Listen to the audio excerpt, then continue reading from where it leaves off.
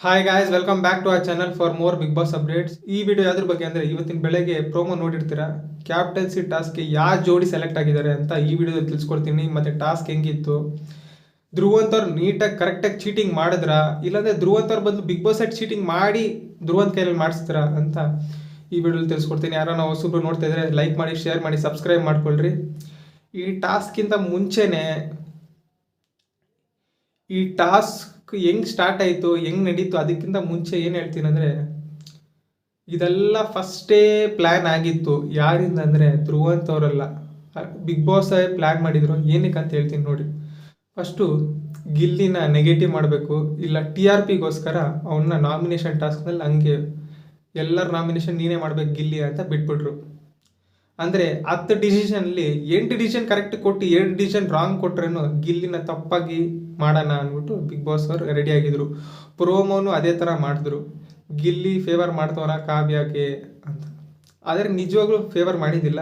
ರಕ್ಷಿತ್ ಅವ್ರ ರೀಸನ್ನು ತಪ್ಪಾಗಿತ್ತು, ಅಂದರೆ ಕರೆಕ್ಟಾಗಿ ರೀಸನ್ ಕೊಟ್ಟಿದ್ದಿಲ್ಲ. ಅದಕ್ಕೆ ಕಾವ್ಯನ್ನ ನಾಮಿನೇಟ್ ಮಾಡಿದ್ದಿಲ್ಲ.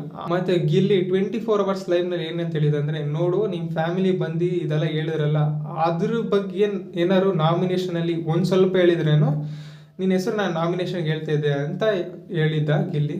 ಬಿಗ್ ಬಾಸ್ ಅವ್ರು ನೆಕ್ಸ್ಟ್ ಏನು ಯೋಚನೆ ಮಾಡಿದ್ರೆ ಅಂದರೆ, ಹೆಂಗಿದ್ರು ಅಶ್ವಿನಿ ಗೌಡ ಅವರು ಟಾಸ್ಕ್ ಆಡೋಕ್ಕೆ ಬರಲ್ಲ, ಹೆಂಗೆ ಕ್ಯಾಪ್ಟನ್ಸಿ ಟಾಸ್ಕ್ ತರಬೇಕು, ಹೆಂಗೆ ನಾವು ಕ್ಯಾಪ್ಟನ್ ಮಾಡಬೇಕು ಈ ವಾರ ಅಶ್ವಿನಿ ಗೌಡವ್ರನ್ನ ಈ ವಾರ ಹೆಂಗೆ ನಾವು ಅವ್ರನ್ನ ಕ್ಯಾಪ್ಟನ್ ಮಾಡಬೇಕು ಅಶ್ವಿನಿ ಗೌಡವ್ರನ್ನ ಅಂದ್ಬಿಟ್ಟು ಪ್ಲಾಟ್ ಮಾಡಿ ಗಿಲ್ಲಿ ಒಂದು ಸ್ಪೆಷಲ್ ಅಧಿಕಾರ ಕೊಟ್ಟರು. ಏನಂತ, ನೀನು ರಾಜ, ಅಷ್ಟು ಕೇಳ್ಬೇಕಂದ್ರೆ ಅವ್ನು ರಾಜನೇ ಆಗಿದ್ದಿಲ್ಲ, ನೀನು ರಾಜ, ನಿನ್ನ ಪಕ್ಕದಲ್ಲಿ ಒಂದು ರಾಣಿ ಇರಬೇಕು, ಅವ್ರಿಗೆ ಆಟ ಆಡೋಕ್ಕೆ ಬರಬಾರ್ದು, ಕೆಲಸ ಮಾಡೋಕ್ಕೆ ಬರಬಾರ್ದು, ಇದು ಬರಬಾರ್ದು, ಅದು ಬರಬಾರ್ದು ಅಂತ ಗಿಲ್ಲಿ ಯಾವ ರೀಸನ್ ಹೇಳಿದ್ ನಾವು ನಾಮಿನೇಷನಲ್ಲಿ ಅಶ್ವಿನಿ ಗೌಡವ್ರನ್ನ ಆಚೆ ಹಾಕೋಕ್ಕೆ, ಅದೇ ರೀಸನ್ನು ಡಿಟ್ಟೋ ಕೊಟ್ಟರು ಬಿಗ್ ಬಾಸು.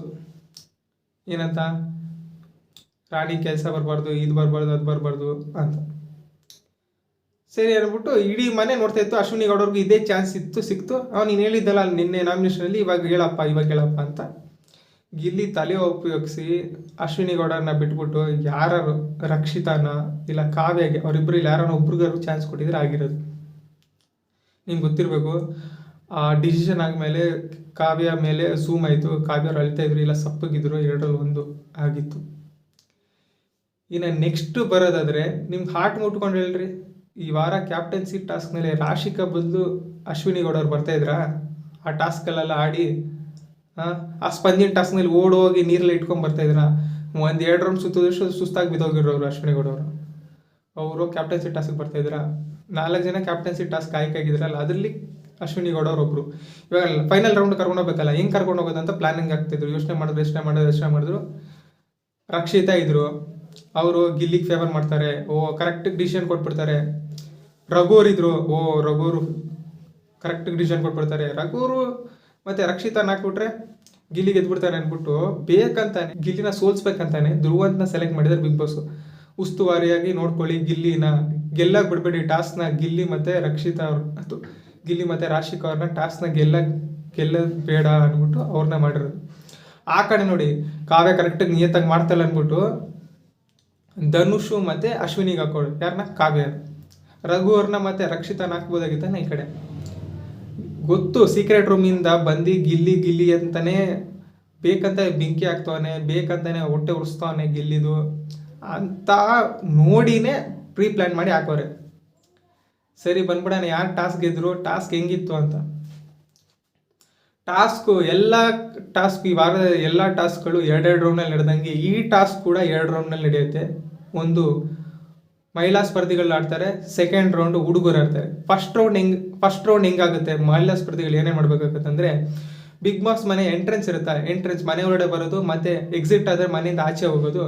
ಆ ಎಂಟ್ರೆನ್ಸ್ನಲ್ಲಿ ಒಂದು ಬಾಕ್ಸ್ ಥರ ತೂತ್ ಮಾಡಿರ್ತಾರೆ, ಅದ್ರ ಕೆಳಗಡೆ ಸ್ಲೋಪ್ ಥರ ಹಿಂಗೆ ಹಾಕಿರ್ತಾರೆ. ಅಲ್ಲಿಂದ ಪೈಪ್ಗಳು ಬಿಡ್ತಾರೆ, ದೊಡ್ಡ ಪೈಪ್ಗಳು ಬಿಡ್ತಾರೆ. ಪೈಪ್ ಹಿಂಗೆ ಬಿದ್ದಿಷ್ಟನ್ನ ಹಿಂಗೆ ಬರುತ್ತೆ ಸ್ಲೋಪ್ ಕೆಳಗಡೆ. ಅಶ್ವಿನಿ ಮತ್ತು ರಾಕ್ಷಿಕಾ ಅವರು ಪೈಪ್ನ ಎತ್ಕೊಂಡ್ಬಿಟ್ಟು ಜೋಡಿಸಿ ಇಟ್ಕೋಬೇಕು. ಈ ಕಡೆ ಹುಡುಗರ ಕಡೆ 2 ಟನೆಲ್ನ ನಿರ್ಮಾಣ ಮಾಡಿರ್ತಾರೆ ಬಿಗ್ ಬಾಸು. ಟನಲ್ ಹೆಂಗಿರುತ್ತೆ ಅಂದರೆ, ಟನಲ್ ಥರ ಇರುತ್ತೆ, ಅದು ಫುಲ್ಲು ನೆಟ್ಟಿಂದ ಮಾಡಿರ್ತಾರೆ.